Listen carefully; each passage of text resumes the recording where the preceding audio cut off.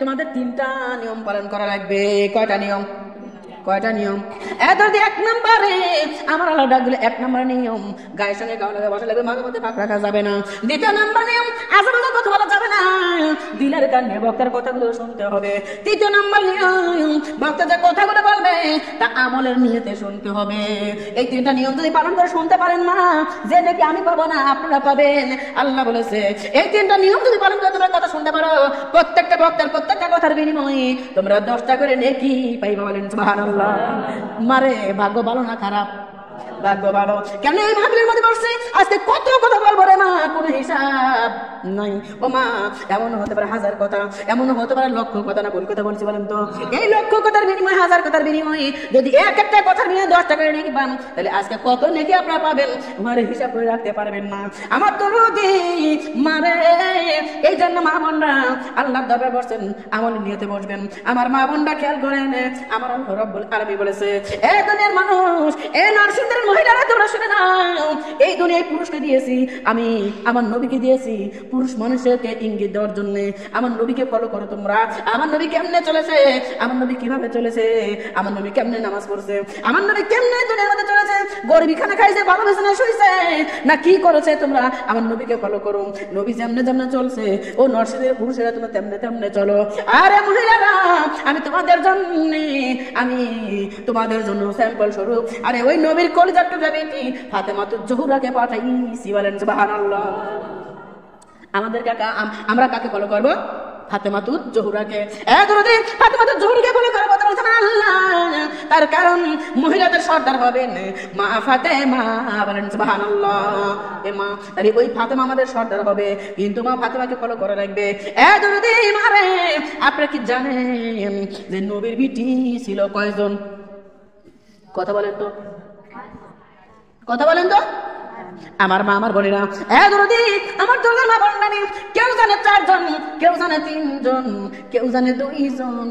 আর দেখবেন এমন কোন বান্দা বান্দি দুনিয়ার মধ্যে নাই যে জানে না যে ফাতেমা নবীর বিটি। অতএব ছোট ছোট বাচ্চারা যারা আছে তারাও জানে নবীর বিটি হলো একজন, যার নাম হলো ফাতেমাতুজ জোহরা। বলেন সুবহানাল্লাহ। মা বোনেরা, আমার শুনে দিলেন কানে কথাগুলো শুনবেন না মা। ফাতেমার কথা বলতেছি, যিনি হলো জগতের জননী আর জান্নাতের সর্দারিনী। বলেন সুবহানাল্লাহ। মা, আমার বোনরা, আমার দরদিরা, এই নবীর কলিজার টুকরা বেটি ফাতেমা, কিন্তু আসলে মূলত মায়ের বেটি হলো 4 জন। কয়জন? 4 জন। এ মা, আমার বোনেরা, আমার দরদিরা, আমার সোনারে, জয়নব তো মারা গেল আগেই। জয়নব মারা যাওয়ার পরে রোকাইকে দিয়ে দিল ও মা উসমান গনির সঙ্গে। বলেন সুবহানাল্লাহ। উসমান গনির সঙ্গে, উসমান গনির এত সম্পদ ছিল মা, এত টাকা ওলা পয়সা ওলা লোক উসমান গনি। এ মা, যার সম্পদ এত বেশি ছিল যা হিসাব করার মতো না। রোকাইয়াকে বিয়ে দিল কুলসুম উসমান গনির সঙ্গে। রোকাইয়া মারা গেল মা, এবার কুলসুমারাকে বিয়ে দিল উসমান গনির সঙ্গে। বলেন সুবহানাল্লাহ। এই জন্য বলা হয়েছে যে যে ওই উসমান গনি হইল 2 মানিকের অধিকারী। বলেন সুবহানাল্লাহ। নবীর 2টা মানিকের অধিকারী হচ্ছে উসমান গনি। তাহলে 3টা মেয়ে চলে গেল, আর আছে কে? একমাত্র জননী ফাতেমাতুজ জোহরা। বলেন সুবহানাল্লাহ। এই ফাতেমা যখন আমার নবীর ঘরে মা এসরা মা বোনরা কত লক্ষ লক্ষ টাকা ওলা পয়সা নিল, আমার নবীকে ডাক দিয়ে রাসূলুল্লাহ, ইয়া হাবিবাল্লাহ, আপনি যদি অনুমতি দেন, আপনি যদি রাজি থাকেন, আপনার মেয়েকে আমি আমার পুত্রবধূ বানাবো, আমার বাড়ির রানী বানাবো, আমার বাড়ির রানী বানাবো। বলেন সুবহানাল্লাহ। আর একজন ডাক দিয়ে রাসূলুল্লাহ, ইয়া হাবিবাল্লাহ, আপনি যদি রাজি থাকেন, আপনার মেয়েকে আমি বিয়ে করে আমার বাড়ির রানী বানাবো। আমার মারে লক্ষ লক্ষ কোটি কোটি টাকা পয়সা লোকরা আমার নবীর বিটি ফাতেমাকে বিয়ের প্রস্তাব দেয়। নবী একদিনে মাথাটা নিচু করে চুপ করে থাকে। আমার নবী মাথা দিয়ে চুপ করে গেল। রাসূলুল্লাহ, ইয়া হাবিবাল্লাহ, আপনি কেন ফাতেমার বিয়ের জন্য মাথা পাতেন না? হুজুর, এত ভালো ভালো ঘর থেকে, ভালো ভালো জায়গা থেকে ফাতেমার বিয়ের প্রস্তাব আসে, আপনি কোনো মেনে নেন না, আপনি কেন বিয়েতে রাজি হন না? আমার নবী ডাক দিয়ে, সাহাবারা রে, ও সাহাবারা, তুমি জানো না, ও সাহাবারা, তোমরা জানো যে আমার হলো বিটি 4 জন। কয়জন? এ সবার শুনে নাও, আমার বিটি হলো 4 জন তোমরা জানো, কিন্তু না না না, আমার বিটি 4 জন না, আমার বিটি হলো 3 জন। কয়জন? 3 জন। আমার মা আমার বললাম সাহাবাকে না দিলে রাসূলুল্লাহ ইয়া হাবিবাল্লাহ হুজুর আমরা জানি আল আমিন কোনদিন মিথ্যা কথা বলে না, আর নবী কোনদিন মিথ্যা কথা বলে না।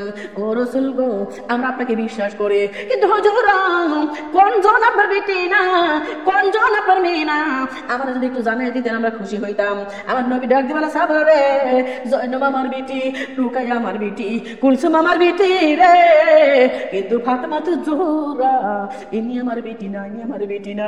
সাহাবাগণ চোখের পানি ছেড়ে কান্দে, ইয়া রাসূলুল্লাহ ইয়া হাবিবাল্লাহ, আমরা দেখতেছি সেই দিন থেকে যেই দিন খাদিজাতুল কুবরা দুনিয়া থেকে চলে গেল, মানে নবী আপনার বিবি দুনিয়া থেকে চলে গেল, ওই মা খাদিজা মারা যাওয়ার পরে এই ফাতেমা আপনার দেখভাল করা শুরু করেছে। আপনার যদি কোন জায়গায় আপনি যদি যান, আসতে যদি রাত হয়, ফাতেমা বিছানায় পিঠ লাগায় না, ফাতেমা দরজার পাশে দাঁড়ায় থাকে। আপনি যদি না আসেন, ফাতেমা পাগলের মতো রাস্তায় ঘাটে বাড়ি হয়ে যায়। ইয়া রাসূলুল্লাহ ইয়া হাবিবাল্লাহ, আরে মার মতো করে আপনার বেটি ফাতেমা আপনার দেখভাল করে। হুজুর যেই ফাতেমা 8 বছর থেকে আপনার দেখভাল করা শুরু করলো, আপনার এত ভক্তি করে, আপনার এত সেবা করে, আর আপনি কেমনে বলেন ফাতেমা আপনার বেটি না? হুজুর আমরা একটু জানতে চাই। আমার নবী ডাকলে সবাই শুনে নাও, ও সবাই শুনে নাও, এই ফাতেমা আমার বেটি না, এই ফাতেমা হইল আমার মা আমেনা। বলেন সুবহানাল্লাহ। ফাতেমা হইল আমার মা আমেনা। ইয়া রাসূলুল্লাহ কেমনে কিভাবে সম্ভব? আমার নবী ডাক দিয়েছে, ও সাহাবারা শুনে নাও, ও সাহাবারা শুনে নাও, তোমরা তো জানো আমি তাইফের জমিনে গিয়েছিলাম, আমি ইসলাম প্রচার করার জন্য, আমি কালেমার প্রচার করার জন্য। সাহাবারা রে, আমি যখন তাইফের জমিনে চলে গেলাম, আমি তাইফের জমিনে চলে গেলাম কালেমা প্রচারের জন্য, আমি 1 দিন না 2 দিন না, আমি দীর্ঘ 3 দিন 3 রাত আমি তাইফের জমিনের যুবকদের বুঝাইছিলাম, আমি তাইফের জমিনের মুরব্বিদের বুঝাইছিলাম রে, ও তাইফের জমিনের লোকজন এই দুনিয়া চিরস্থায়ী না, দুনিয়া থেকে চলে যাওয়া লাগবে। ও তাইফের জমিনের লোকজন তোমরা কালেমাটা পড়ো, তোমরা কালেমাটা পড়ো, আল্লাহর খেদমত করো, আল্লাহর বন্দেগী করো। তাইফের জমিনের লোকজন বুঝলো না, আমি 3 দিন পরে বুঝালাম, বুঝলো না। সাহাবারা রে শুনে নে, শুনে নে, আমি যখন 3 দিন পরে বোঝানোর পরে তাইফের জমিনের লোকজন বুঝলো না, আমি যখন বাড়ির উদ্দেশ্যে রওনা দেব রে, তার আগে আমার চাচা বুঝেল তাইফের জমিনে হাজির। আমার চাচা বুঝেল তাইফের জমিনের যুবকদের উস্কানি দিয়ে বললাম, ও তাইফের যুবকেরা তোমরা শুনে না, তোমরা কি চাও তোমাদের বাপদাদার ধর্ম ডুবে যাক, তোমাদের বাপদাদার ধর্মের মুখে সুন কালিমা হোক, তোমরা কি চাও? তাইফের জমিনের লোকরা বললো না, তাও আমরা চাই না। আবু জাহেল ডাকতে বলে, সাহাবারা রে, তাইফের জমিনের যুবকেরা যদি না চাও তাইলে যাও ওই আব্দুল্লাহর এতিম বেটা মুহাম্মদ রাসূলুল্লাহ সাল্লাল্লাহু আলাইহি ওয়াসাল্লামকে দুনিয়া থেকে কতল করে দাও। বলেন নাউজুবিল্লাহ। আমার চাচা আবু জাহেল উস্কানিতে ওই তাইফের জমিনের যুবকেরা এত বড় বড় পাথর নিয়ে আমাকে মারতে হাজির। এমন যুবক ছিল একসঙ্গে কয়েকটা পাথর নিক্ষেপ করেছে রে। আমার সাহাবারা শুনলে ওই দিন আমাকে এমন ভাবে তাইফের জমিনের লোকজন পাথর মারলো রে, শ্রাবণ মাসের বৃষ্টি যেমন পরে জমিনে, ওই পাথর পড়েছিল আমি নবীর কদম। আমি তাইফের জমিনের লোকজনের পাথর খাইয়া ওই তাইফের জমিনের যুবকের পাথর আমার যেই জায়গায় লাগতো গোস্ত ছিঁড়ে জমিনে পড়তো, সেই জায়গায় পাথর গুলো লাগতো গোস্ত ছিঁড়ে জমিনের মধ্যে পড়ে যেত। আবার রে আমার সারা সারা রক্ত রঞ্জিত হয়ে গেল, ও সাহাবারা আমার সাদা জুব্বা লাল লাল হয়ে গেল। ইয়া সারা শুনে না, ওই দিন আমি তাইফের জমিনে 1 বার না 2 বার না, আমি বেহুশ হয়ে পড়েছিলাম 3 বার। আমার বাবা শুনে নেন, আমার রহমতের নবী, আমার বরকতের নবীর কোনো দোষ ছিল না, আমার কোনো দোষ ছিল না, আমার নবীর দোষ ছিল একমাত্র কালেমা প্রচার করা। আজকে মহিলা কত রাস্তে আজকে একজন মহিলা মানুষ সুদের পাটনা থেকে আজকে আপনার নাম শুনতে চলে আসছি কালেমার প্রচারের জন্য। ও মা, আমার বোনেরা রে, আমার মারার কেউ নাই, আমার দিল দেওয়ার কেউ না, তোর কেউ নাই রে মা, কিন্তু তোমার রহমতের নবী বরকতের নবী। আমার নবী যখন কালেমার প্রচার করেছে রে মা, আমার নবীকে পাথর মারছে, আমার নবীকে চাপ্পর মারছে, আমার নবীকে লাঞ্ছিত করছে, গঞ্জিত করেছে রে মা। তার মা বন্ধারে আমার নবীর কথায় অন্তর সার গলে না, আর হাসরের ময়দানে নবীর সাফায়াত সে পাবে। আমার নবীর ব্যথায় তোমরা কেন কাঁদো না? উম্মতের জন্য নবী কান্দে দেওয়ানা, আমার নবীর ব্যথায় কেন কান্দো না? এই উম্মতের জন্য নবী কান্দে দেওয়ানা, ওমা কাঁদবে নবী হাসরে, ওমা কাঁদবে নবী হাসরে, শুধু উম্মতের মায়া। হায় রে তুমি নবীকে আমরা পাবো কোন জায়গায়? হায় রে মায়ার নবীকে আমরা পাবো, মা পাইতাম যদি একবার দেখা, আমি পাইতাম যদি একবার দেখা, মা জড়াইয়া ধইরা রাখতাম এই বুকের খাসা। হায় রে মায়ার নবীকে আমরা পাবো কোন জায়গায়? তুমি নবীকে আমরা পাবো, কাঁদবে নবী হাসরে, আমা কাঁদবে নবী মিজানে, এই উম্মতের মায়া। হায় রে মায়ার নবীকে আমরা পাবো কোন জায়গায়? হায় রে তুমি নবীকে আমরা পাবো, হেমা পাইতাম যদি একবার দেখা, আমি পাইতাম যদি একবার দেখা, আমার মুকুট বানাইয়া রাখতাম আমার এই মাথা। হায় রে মায়ারে নবীকে আমরা পাবো, হায় রে দরদের নবীকে আমরা পাবো কোন জায়গায়? আমার নবীর ব্যথায় কেন কাঁদো না? নবীর ব্যথায় কেন মনটা গলে না? তোমার জন্য নবী কান্দে দেওয়ানা, আমার কাঁদবে নবী ফুলসিরাতে, আমার কাঁদবে নবী ফুলসিরাতে, শুধু উম্মতের মায়া। হায় রে মায়ার নবীকে আমরা পাবো, হায় রে তিনি নবীকে আমরা পাবো। সাল্লাল্লাহু আলাইহি সাল্লাম আমার মামার বোনেরা, আমার দরদের আমার রহমতের নবীকে মারছে, আমার নবীকে মারছে রে মা।